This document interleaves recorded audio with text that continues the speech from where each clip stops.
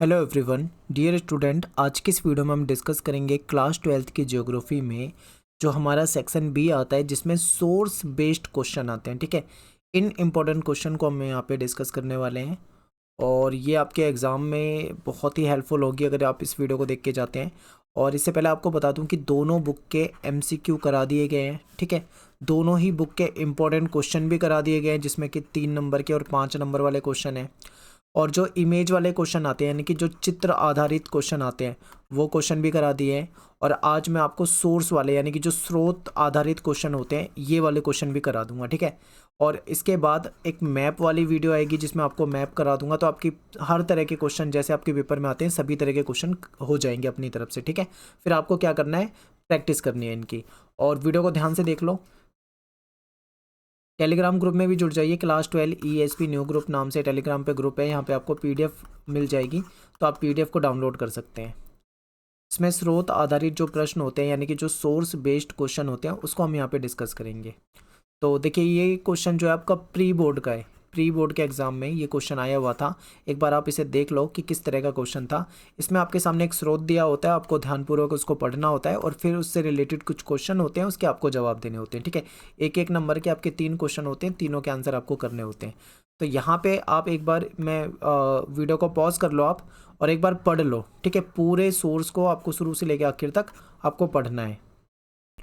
ठीक है, सोर्स को आपने ध्यान से पढ़ लिया होगा। अब क्या करने हैं, इसके क्वेश्चन देख लेते हैं। मैं आपको एनसीईआरटी में भी दिखा देता हूँ। ये आपकी एनसीईआरटी की बुक में पहले चैप्टर का सोर्स है ये, और ये यहाँ से यहाँ तक हाईलाइट कर रखा है। सेम यही आपको इस क्वेश्चन में दे रखा है। ठीक है, अब देखेंगे तो इससे क्या क्वेश्चन पूछे हुए थे। सबसे पहला क्वेश्चन था कि ये परिच्छेद जनसंख्या संगठन का कौन से घटक की विशेषता की ओर इंगित करता है। फिर दूसरा क्वेश्चन है कि भारत में कृषि सेक्टर के श्रमिकों के अनुपात में कमी जो आई है उसके कोई 2 कारण बताने हैं। और तीसरा क्वेश्चन है कि देश के विभिन्न सेक्टर में जो श्रम सहभागिता है उसकी जो दर है वो अलग अलग है। ठीक है, उसमें स्थानिक भिन्नता देखने को मिलती है, ये बताना है। तो सबसे पहला क्वेश्चन जो है इसमें आपको क्या बताना था कि ये जो संगठन जनसंख्या संगठन कौन सा था, ये आपका श्रमजीवी संगठन है। ठीक है, यानी कि श्रमिकों के बारे में इसमें डिस्कशन है। फिर क्या है कि भारत में जो कृषि सेक्टर है यानी कि जो खेती करने वाले लोग हैं जो कृषि से जुड़े हुए हैं, इनके श्रमिकों के अनुपात में कमी आई है। ठीक है, ये टाइपिंग की मिस्टेक है, यहाँ पे कमी आई है। तो 2 कारण बताना है कि यानी कि लोग जो हैं वो खेती को छोड़कर अन्य कामों में जा रहे हैं, इसीलिए जो किसान है उनकी संख्या में कमी आई है। तो ऐसा क्यों है, 2 कारण बताने। देखिए, कई सारे कारण हैं इसके पीछे।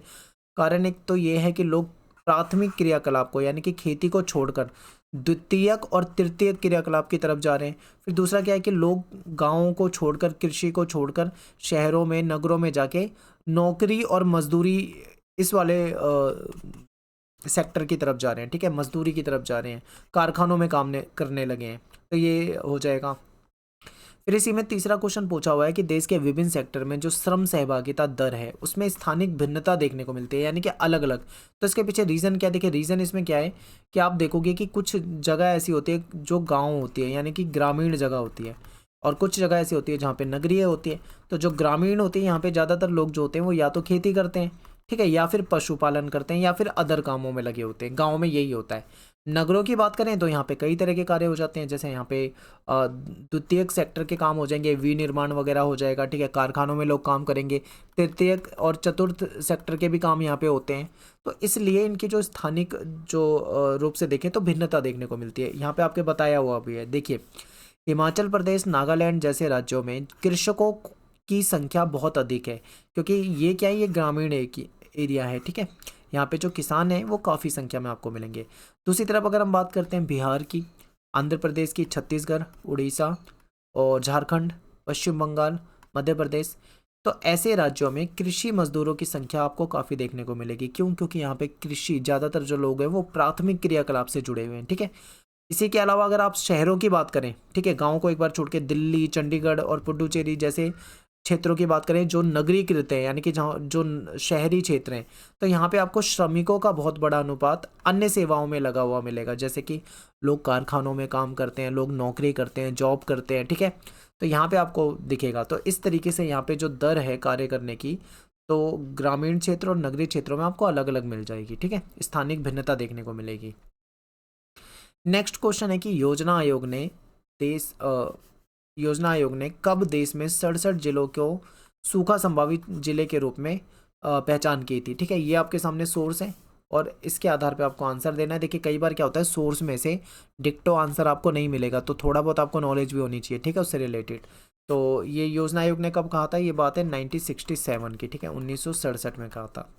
फिर क्या है कि भारत में सूखा संभावित क्षेत्र जो है वो मेनली किन राज्यों में है, तो देखिए राजस्थान में हो जाएगा, ठीक है, गुजरात में आपको देखने को मिलेगा, मध्य प्रदेश में आपको देखने को मिलेगा, महाराष्ट्र में आपको देखने को मिलेगा। तो ये कुछ ऐसे राज्य हैं जहाँ पे आपको सूखा संभावित क्षेत्र देखने को मिलेगा।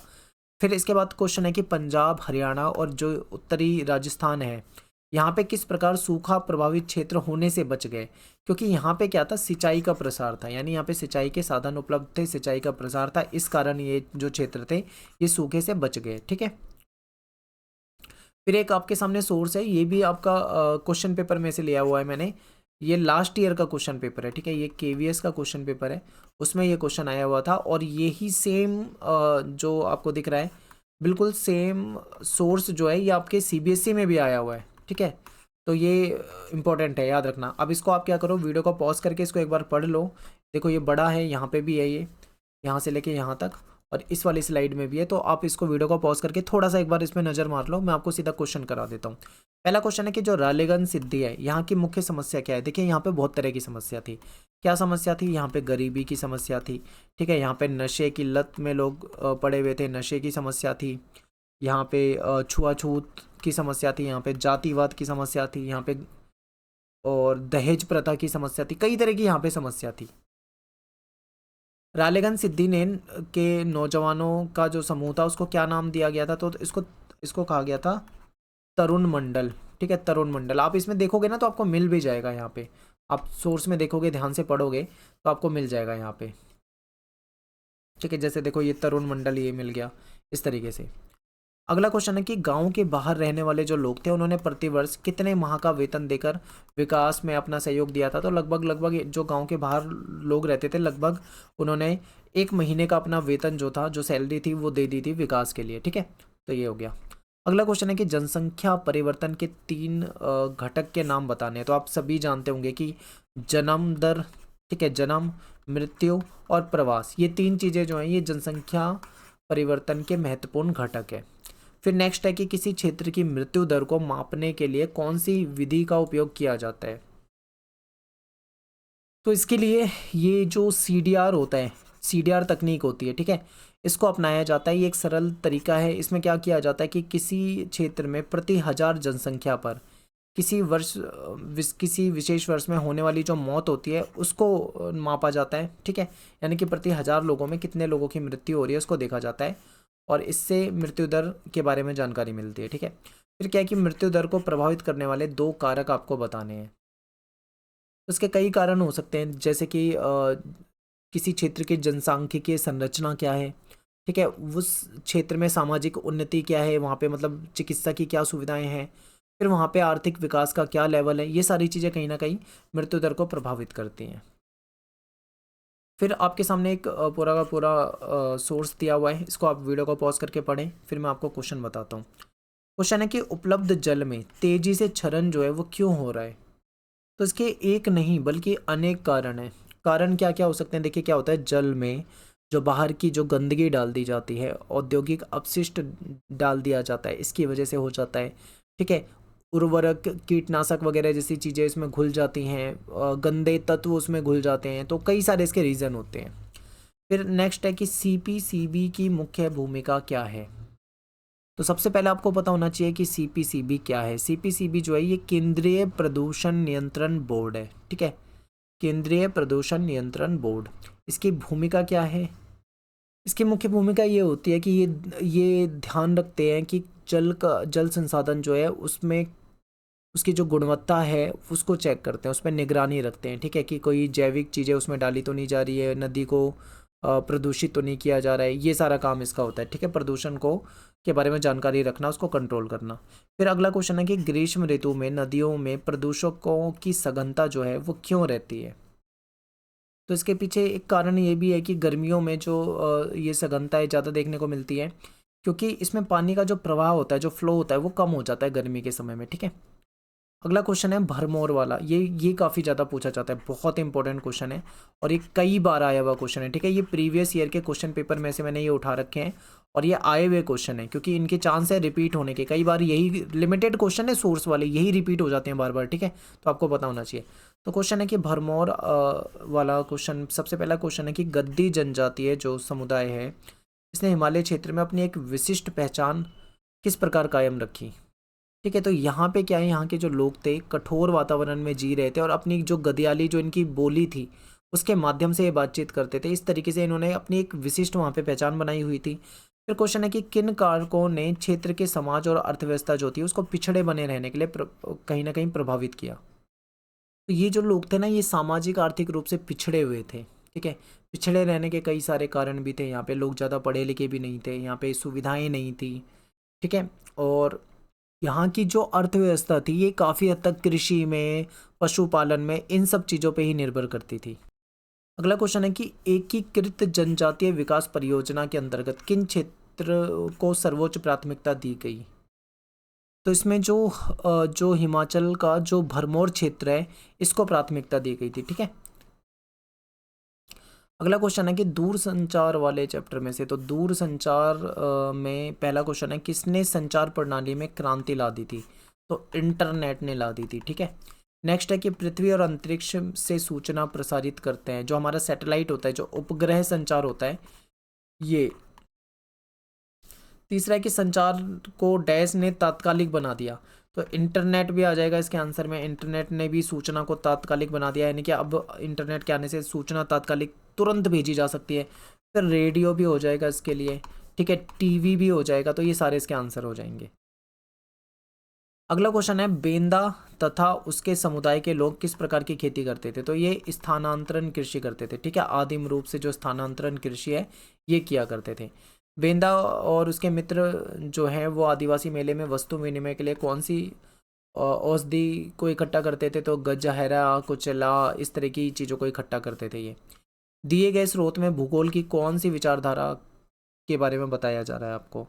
तो इस विचारधारा को आप ध्यान से देखोगे तो आपको पता लगेगा कि इसमें कहीं ना कहीं मानव का प्रकृतिकरण हो रहा है, ठीक है, मानव का प्रकृतिकरण। अगला क्वेश्चन है कि चलवासी पशुचारक जो है उनकी संख्या क्यों घट रही है। रीज़न ये है कि अब राजनीतिक सीमाएं हो गई हैं, ठीक है, विभिन्न देशों की राजनीतिक सीमाएं हो गई और बहुत सारे बैन और प्रतिबंध लग चुके हैं। फिर अगला क्वेश्चन है चलवासी पशुचारण की अपेक्षा में जो वाणिज्य पशुपालन है ये ज़्यादा व्यवस्थित होता है, ठीक है। इसमें इसके बारे में आपको बताना है बिल्कुल, क्योंकि जो वाणिज्य पशुपालन होता है ना ये बहुत ज़्यादा व्यवस्थित है और ये पूंजी प्रधान भी है, क्योंकि इसमें बहुत ज़्यादा पैसा लगता है, बहुत ज़्यादा पूंजी लगती है। इसमें क्या होता है, फार्म, बड़े बड़े फार्म होते हैं, उसमें बाड़ लगाई जाते हैं, उसको चारों तरफ से घेरा जाता है और चराई को और पशुपालन को नियंत्रित किया जाता है, ठीक है। वैज्ञानिक तकनीकों का इसमें इस्तेमाल होता है, एक जैसे पशु वगैरह पाले जाते हैं। फिर अगला क्वेश्चन है कि वाणिज्य पशुपालन में एक ही प्रकार के पशु क्यों पाले जाते हैं। क्योंकि एक ही तरह के पशु के लिए फॉर्म बनाए जाते हैं, फार्म, ठीक है। एक फार्म में एक जैसे पशु होंगे सारे, तो उनका रख रखाव, उनकी प्रजनन, उनका देख रेख, उनकी चिकित्सा करना आसान हो जाता है, ठीक है। तो ये हो जाता है इसका रीज़न। अगला क्वेश्चन है, फिर से आपके सामने एक स्रोत दे रखा है, ये न्यूज़पेपर की कटिंग है और इससे रिलेटेड कुछ क्वेश्चन पूछे हुए हैं कि भारत के पड़ोसी देशों में कम लिंग अनुपात का क्या कारण है। तो इसका आंसर है सामाजिक धार्मिक संरचना और कहीं ना कहीं पिछड़ापन है उन देशों में, अशिक्षा है, ये कारण है। दूसरा क्या है कि पश्चिम देश, अगर हम यूरोप के देश की बात करें तो वहाँ पे उच्च लिंग अनुपात मिलता है, यानी कि पुरुष और महिलाओं की संख्या, पुरुषों की संख्या में अगर महिलाओं की संख्या देखी जाए तो वहाँ पे ठीक ठाक मिल जाती है। उसके पीछे क्या है, यहाँ पे औद्योगिक विकास है, सामाजिक और लैंगिक समानता है, ये इसका कारण है। फिर क्या है कि कम लिंग अनुपात किसी देश में महिलाओं की स्थिति के बारे में क्या बताता है। मान लो कहीं पे लिंग अनुपात कम है, महिलाओं की संख्या कम है, तो उससे क्या पता लगता है कि वहाँ पे महिलाओं को स्वतंत्रता कम मिलती होगी, वहाँ पे घरेलू हिंसा होती होगी, वहाँ पे लैंगिक असमानता होगी, वहाँ पे कन्या भ्रूण हत्या हो जाती होगी, ठीक है, ये बताता है। तो यहाँ पे अपने जो है इंपॉर्टेंट क्वेश्चन सोर्स बेस वाले ये कंप्लीट हो जाते हैं, ठीक है। उम्मीद करता हूँ आपको समझ में आए होंगे। मिलते हैं नेक्स्ट वीडियो में। Thanks for watching. जय हिंद, जय भारत।